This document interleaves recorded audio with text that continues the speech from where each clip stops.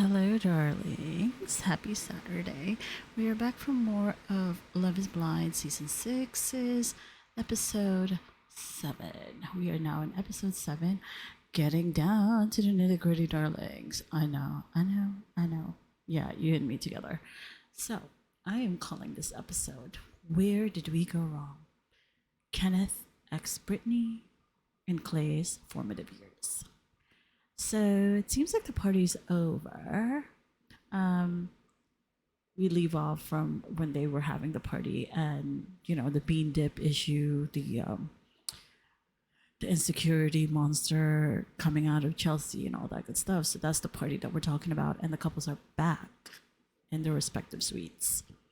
We have Kenneth and Brittany sharing their thoughts on the couples, and Kenneth shares with Brittany what AD had brought up to him about bringing up black children and the struggles and nuances of being a biracial couple, and if Kenneth was certain of Brittany's ability to navigate this and excel in this.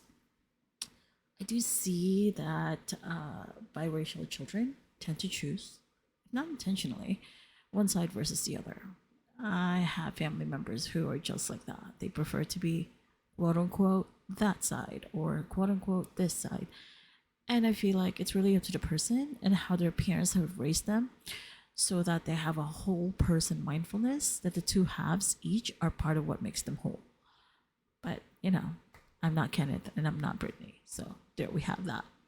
I'm glad though that Kenneth shared this with Brittany, and Brittany didn't flinch at the thought.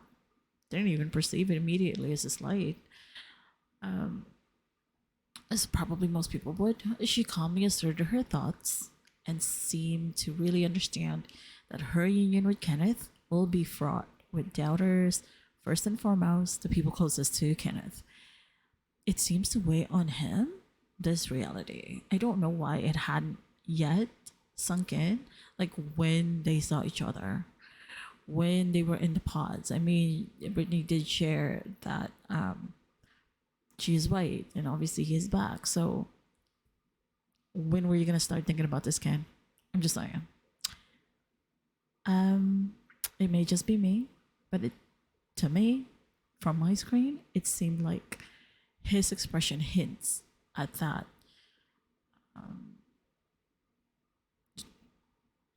seeming troubled waters.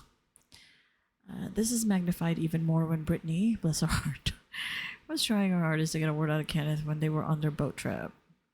Like, the little couples excursions that they do. Why the hell was Kenneth so adamant to stay in his silence, his golden zone? Like, in his silence, his golden zone, that was just beyond me. The woman he proposed to is bending over backwards to show him affection, and the myriad of ways she knows how. And for some reason, she's getting very little, if at all, reaction from Kenneth. Like, bro.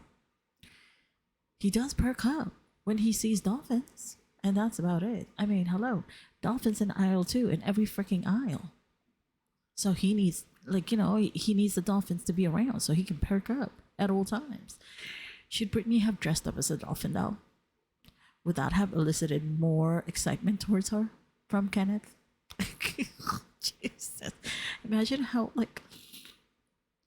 those costumes tend to be really heavy and hot.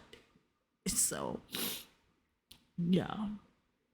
They're already on the tropical islands. I don't think she needed that. But anyway, my goodness. It's like Kenneth decided from the time of the beach meetup with the couples that because he was, before the conversation with AD, he was the doting gentleman fiance to Brittany.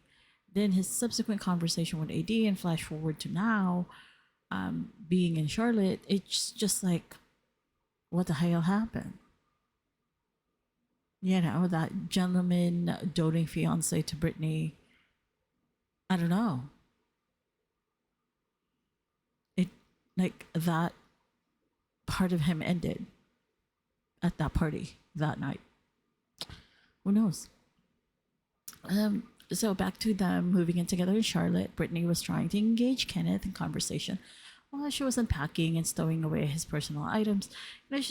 She's trying to keep the conversation going. She's trying to gauge, how he prefers things. Like, does he prefer to be more standoffish as far as like chores are concerned, that sort of thing. That's the vibe I was getting from her.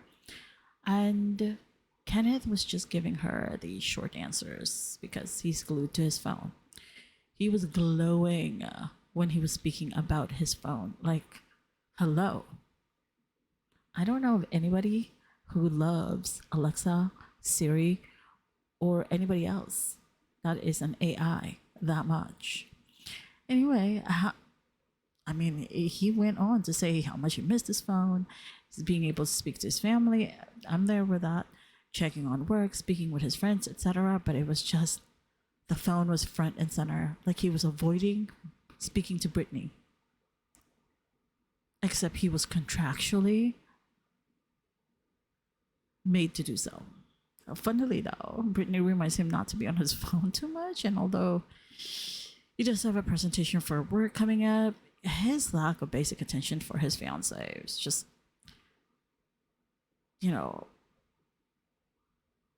the air was permeated with, I don't want to be in the same room as her. And he even decided to hang out in another area of their shared space with his phone because he needed his space. Like, dude, you couldn't give her a quick peck on the lips, like a hug, like, hey, thank you, baby, for unpacking for us. You're the best. I mean, I don't know, a short compliment, nothing. Wow. Yeah. Wow. This man has checked out for reals. He's gone and he's just waiting for the right time to sell Brittany. That is what I'm getting here. His actions speak volumes and they are deafening. And I have to say, also wanted to touch on Clay sharing with I think it's in this episode where he's sharing his formative years. I think it's in this episode or the next episode. With, or maybe I got it all confused now. But anyway, I think it's in the next episode. But you know what? Auntie got all mixed up. Anywho, we'll have to touch on that later then. I don't see it in my notes. Sorry. I would have to just say we will have to end this here. And hopefully the couples find themselves in love better with each other. I don't know. I'm sure it's like a jarring experience to like move in together. It's just everything is hyperspeed, but you signed up for that. You know exactly what you were signing up for. It's not like you were blindfolded.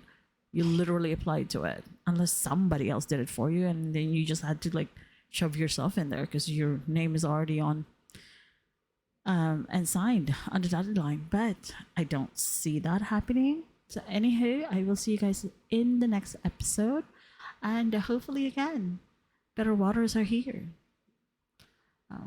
for all of the couples. Okay then, darlings. Remember, you are all kinds of fabulous because what else would you be?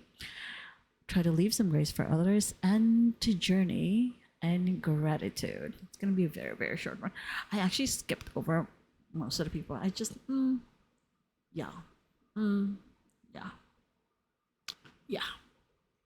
Enough said. The next one, hopefully again, is better because I haven't actually seen it. I'm late on that, but I will have something else up for that today as well, I hope. Okay, talk to you later. Bye.